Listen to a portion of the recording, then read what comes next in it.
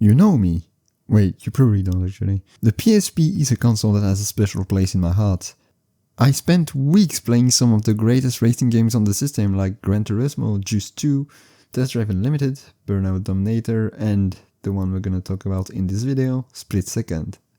I did play through it several times as a kid, and as time passed, I stopped playing it, and when I got a PC I bought myself the PC version, which, as you can tell, I enjoyed quite a lot.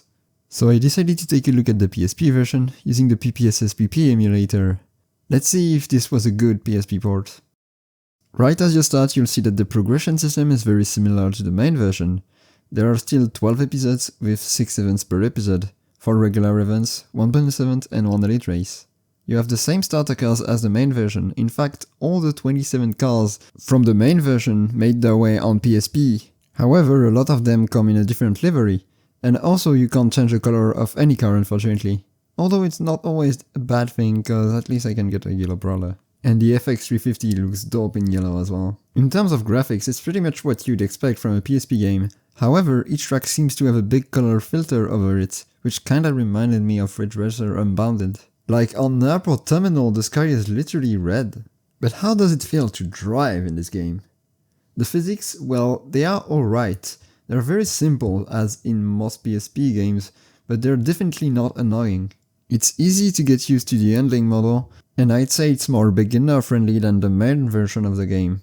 The drift stats shows how much speed you can keep while drifting, and I definitely recommend cars with a decent drift stat, because you'll need to wreck a lot of opponents to unlock the bonus events, especially in the last few episodes, where it goes up to 40 wrecks per episode, while in the main release of the game it only goes up to 30. It is very useful to have a good drift car, because drifting is one of the quickest ways to fill up your power play meter.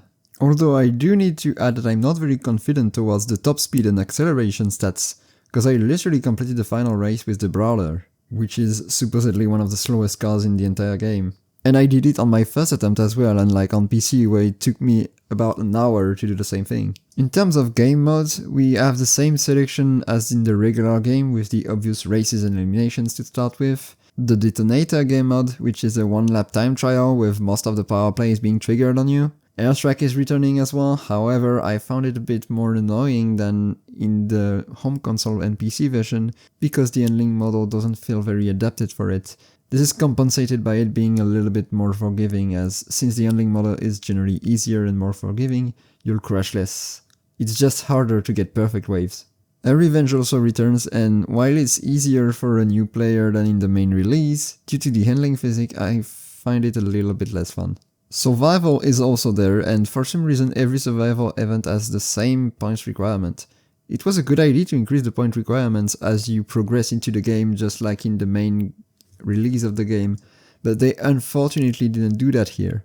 But other than that, it still feels almost the same as in the regular game. Also the barrels are a bit more unpredictable here, so be careful. But it doesn't stop here, as it has 3 extra challenges which are exclusive game mods to the PSP that were not seen in any other version. First we have Destruction, which is basically Burnout's Road Rage, but made with the split seconds power play mechanics. You can even take down rivals with your own car, which is not the case in the other version. They missed the PSP port actually better than the base game. The second challenge is Power Slide, in which you can replay the tutorial map, but this time you have to score as many drift points as possible, and the more points you get, the more power plays gets thrown on you. And the last one is Keep on Trucking, which lets you drive one of the trucks that throws barrel at you in survival. This is glorious. Also, it's a bit annoying that every car is just driving at you really fast and they are almost impossible to avoid, but it is great that you can drive this truck.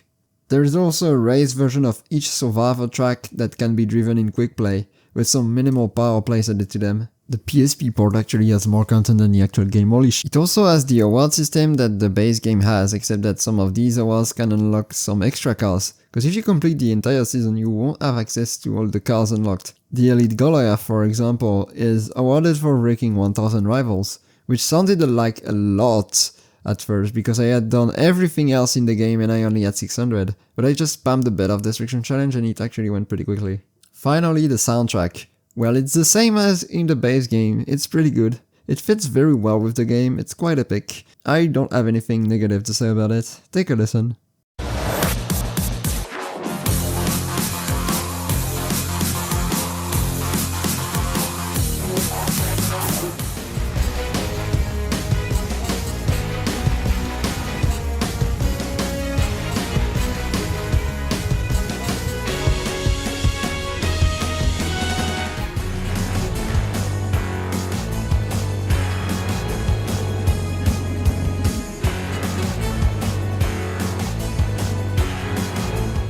Well, in the end that was a pretty good game, it seems. Only took me around 5 hours to finish first in all the events in the season, and a bit over 8 hours to complete the game at 99.8%. The last hours requires you to win a multiplayer race, so actually you can't reach 100%. And I want to say, the most annoying thing there was when I had to retry some races because I was trying to wreck a lot of opponents.